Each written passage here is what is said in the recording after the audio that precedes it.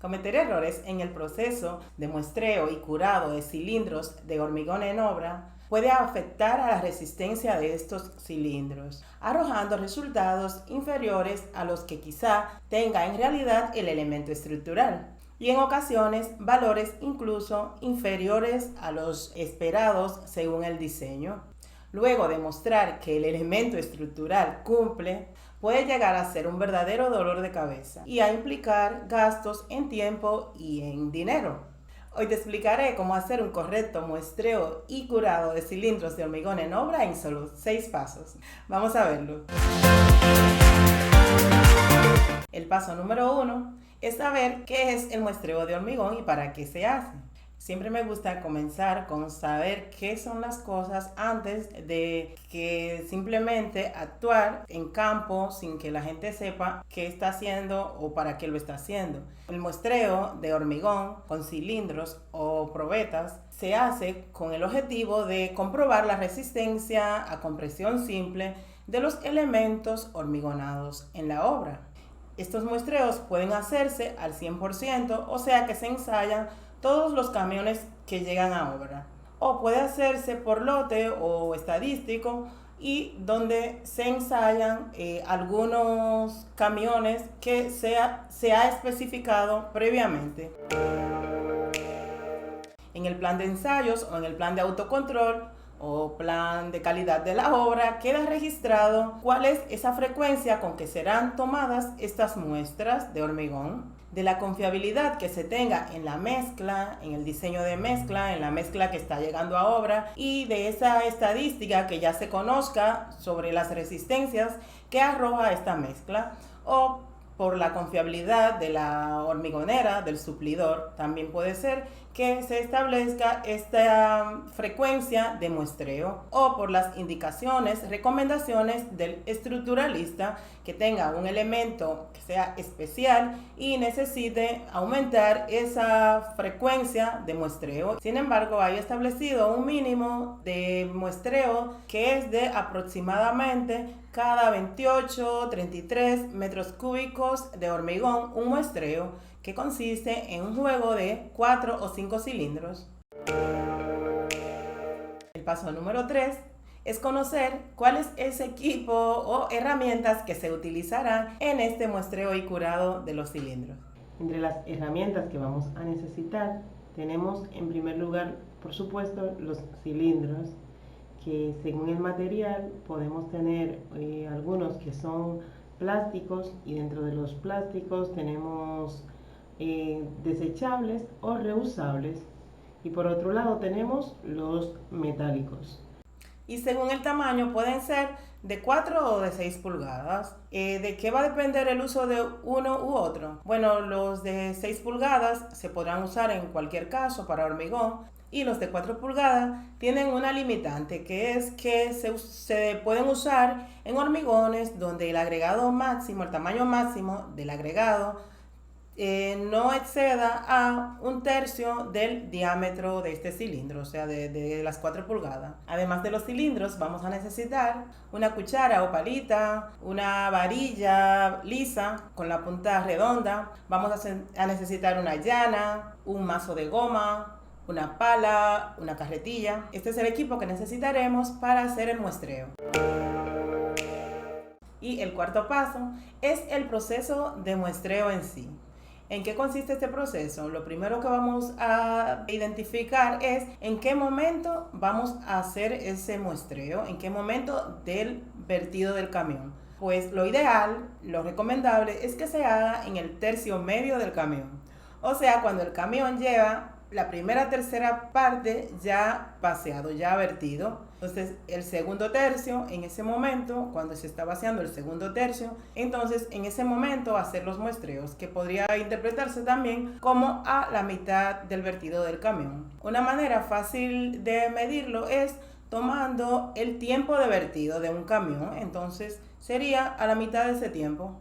Esta recomendación del tercio medio es con el objetivo de que esa muestra que estamos tomando sea lo más representativa posible de ese camión. Ahora, la verdad, un secreto, es que eso casi que no lo he visto, porque encuentran que te toma mucho tiempo, que le quitas tiempo de la construcción, etc. La manera en la que se suele hacer es justo antes del inicio del vertido. En casos de uso de cilindros plásticos reusables ya usados, se debe verificar que estos en las paredes internas no contengan restos de hormigón antiguo. Y también se debe verificar que estén sin ningún tipo de deformación para poder ser utilizados. De lo contrario, no pueden ser utilizados. La superficie de apoyo donde se van a hacer estas tomas de muestra y donde las muestras se dejarán las primeras horas, esta superficie debe estar limpia, despejada, debe ser plana, debe ser horizontal y que no haya posibilidad de movimiento o de vibración. Entonces, cuando ya se está preparado, se hace la toma del hormigón en la carretilla. En ese momento ideal del tercio medio se haría la toma de una carretilla y con esta entonces comenzamos a depositar hormigón en cada uno de los cilindros. Si estamos hablando de los cilindros de 6 pulgadas, lo vamos a hacer en 3 capas, de igual volumen de hormigón. Vertimos la primera capa de 1/3 de la altura total del cilindro. Hacemos 25 inmersiones con la varilla lisa de una forma suave, moderada, porque si lo hacemos muy rápido podemos segregar el hormigón. La penetramos en la capa anterior, 1 pulgada, y propiciamos entonces de 10 a 15 golpes, moderados por supuesto, en las paredes del cilindro, usando para ello el martillo o mazo de goma. Esto lo hacemos para eliminar las burbujas de aire que aún puedan quedar atrapadas y así completar la densificación de la probeta. Esto es para cilindros de 6 pulgadas. Si estamos hablando de cilindros de 4 pulgadas, se hace más o menos igual. La variación va a ser que lo vamos a hacer en 2 capas en lugar de 3. 2 capas equivalentes a la mitad del volumen del cilindro completo cada una. Y vamos a hacer esos mismos 25 inmersiones con la varilla lisa, con la punta redonda y con relación a los golpecitos con el mazo de goma. Igualmente vamos a propiciar de 10 a 15 golpes. El quinto paso es la terminación o acabado de la superficie de la probeta.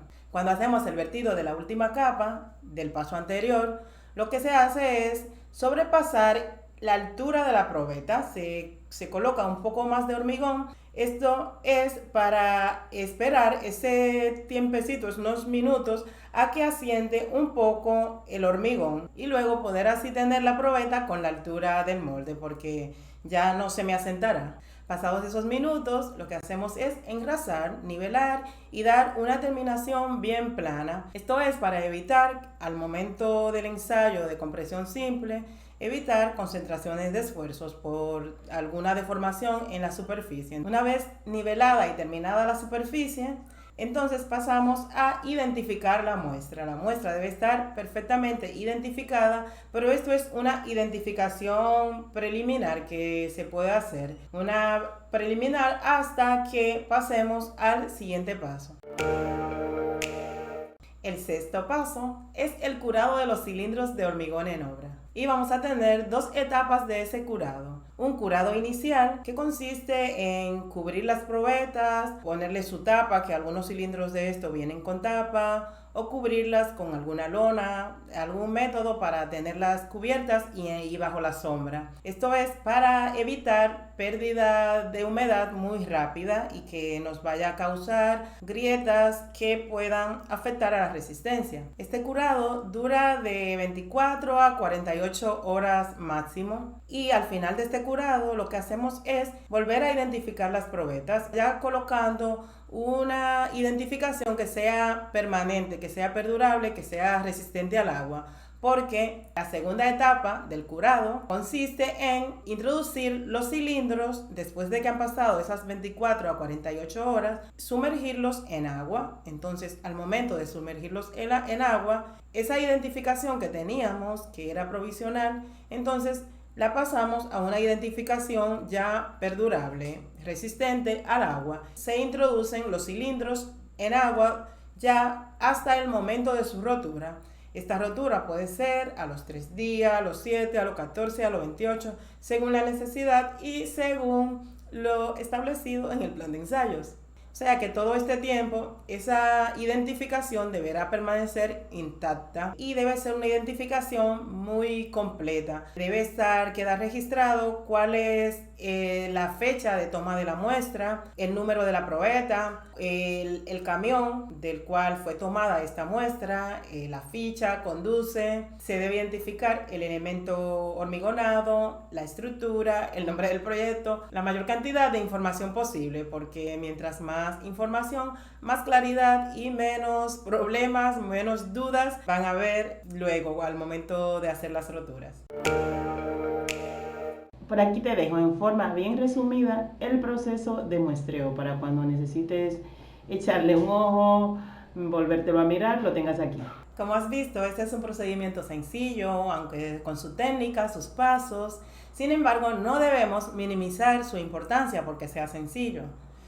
Muchas veces se pone a hacer las probetas a cualquier persona. Sin embargo, esto es una mala práctica, no debe ser. Se debe emplear a un técnico formado y con experiencia en esta labor para que el trabajo realmente quede bien y no haya dudas sobre las resistencias y sobre el trabajo en general que hace este constructor. Además, esto siempre se queda la duda cuando hay que hacer extracciones de núcleos, hacer ensayos de resistencia in situ y hacer muchas comprobaciones de resistencia. Al final como que nunca te quedas convencido de que cumple. Si ya la probeta dio que no cumple, es difícil demostrar que cumple y es difícil quedarse tranquilo con otros resultados. Entonces, el más beneficiado de que este trabajo se haga bien es el constructor, el contratista, el dueño del trabajo.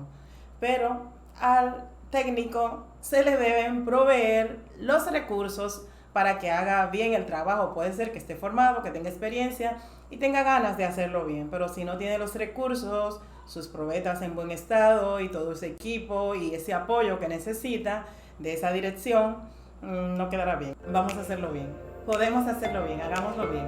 Hasta la próxima, nos vemos en el próximo video. Chao.